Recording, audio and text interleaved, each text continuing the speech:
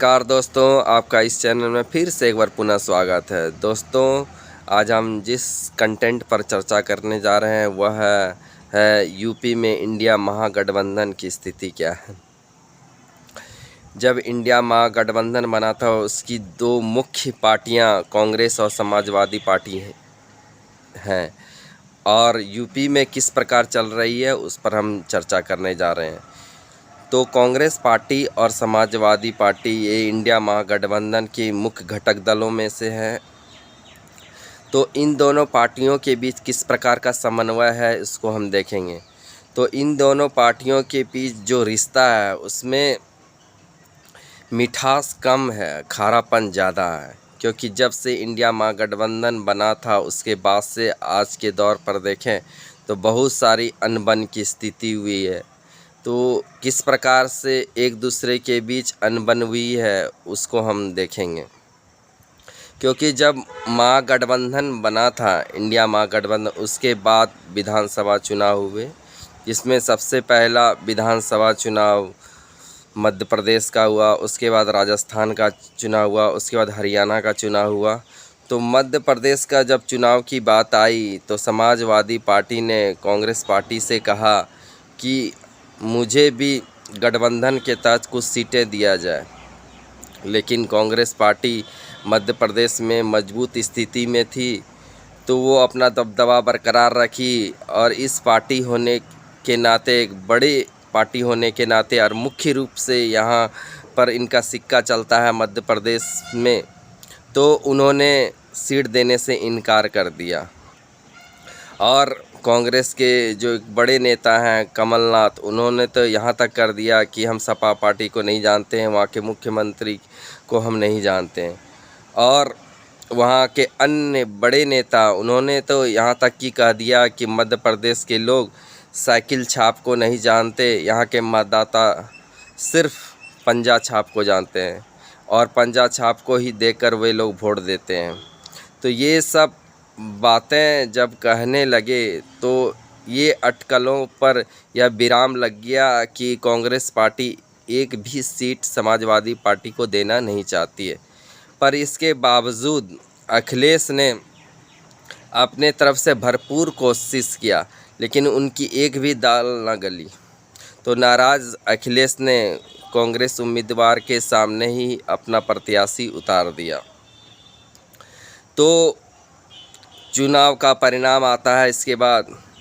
तो चुनाव में कांग्रेस की हार होती है और भाजपा एक स्पष्ट बहुमत के तौर पर वहां पर विजयी होती है और भाजपा विजयी हो जाती है।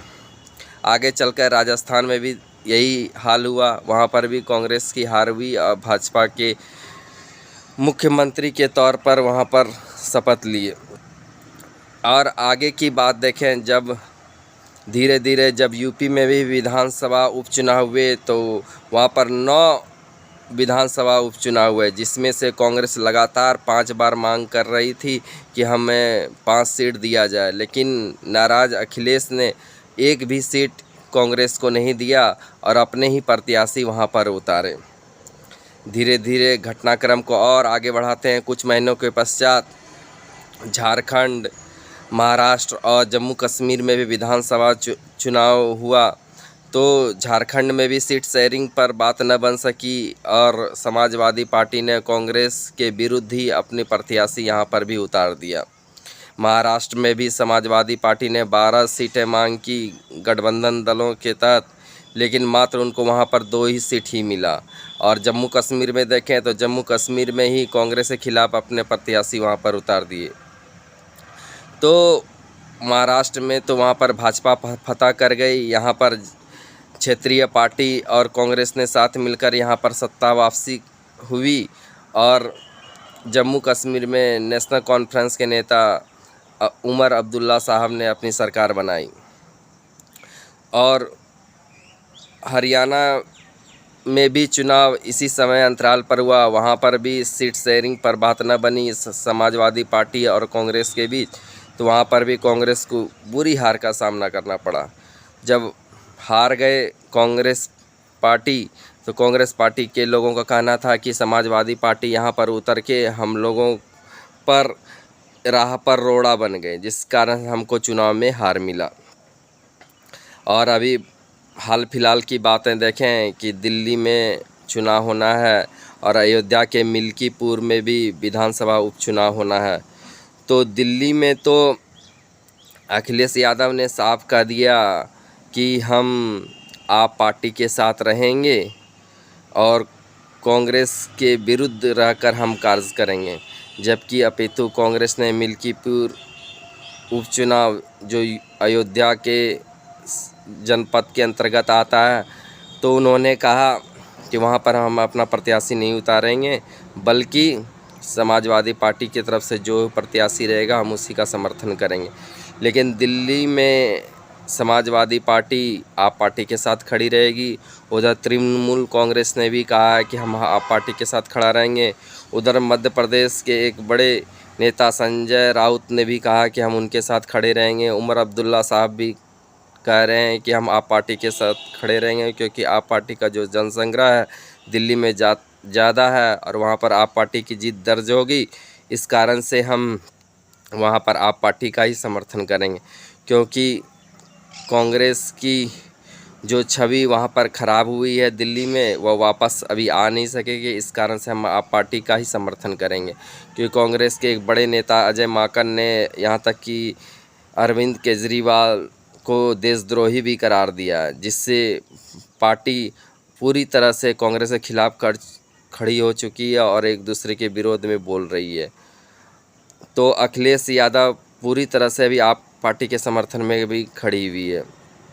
लोकसभा चुनाव में बीते वर्ष जब लोकसभा चुनाव हुआ तो उस समय मुलायम सिंह यादव के सुपुत्र अखिलेश यादव ने दरियादली दिखाते हुए, जहां पर कांग्रेस 1 सीटें थी यूपी में, वहां पर उनको 17 सीटें दिया गया। और इसका गठबंधन का ये लाभ मिला कि 7 सीटें, माफ़ कीजिएगा, 7 सीटें से कम 1 सीट, 6 सीट पर जीत दर्ज कर लोकसभा चुनाव में कांग्रेस पार्टी वहां पर जीत दर्ज करती है। मुख्य विपक्षी दल के तौर पर आज जो लोकसभा चुनाव है वहां पर उपस्थित होती है। और इधर 2027 में विधानसभा चुनाव यूपी का होना है। उसमें से अभी से ही कांग्रेस ये समझ गई है कि सपा के साथ मेरा उतना अच्छा रिश्ता नहीं चल रहा है, जिस कारण से मैं अपने दमखम के साथ वहाँ पर 403 सीटें पर लड़ेंगे। और वे अपने प्रदेश स्तर पर बड़े बड़े नेताओं की लॉबिंग शुरू कर दी है और वहाँ पर बूथ स्तर पर, ब्लॉक स्तर पर, मंडल स्तर पर, प्रदेश स्तर पर कार्यकर्ताओं से मिलना जुलना संवाद उन्होंने आरंभ कर दिया है और वहाँ पर कड़ी मेहनत कर रहे हैं। और वहाँ पर संगठन खड़ा करने में कांग्रेस पार्टी लगी हुई है, ताकि वहाँ का संगठन मजबूत हो और 2027 में हम मिलकर वहाँ अच्छी तरह से एक फाइट कर पाएँ बीजेपी के साथ। इस कारण से कांग्रेस वहाँ पर लगी हुई है।